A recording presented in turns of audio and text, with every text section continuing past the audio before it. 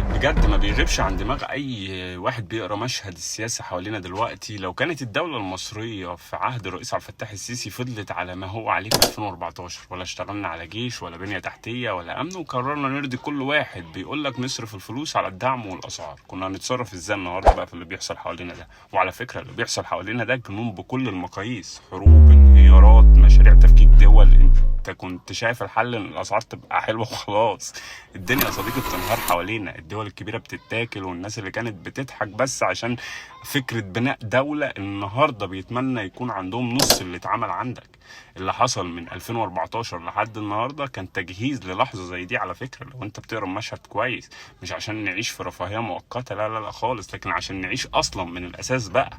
مصر النهارده يا صديقي واقفه على رجليها مش بالصدفه كده وبالكلام، لا لا، واقفه لان في قياده فهمت ان اول خطوه لحمايه الشعب ده هي ان يكون عندك دولة تستحق تشيل اسمها.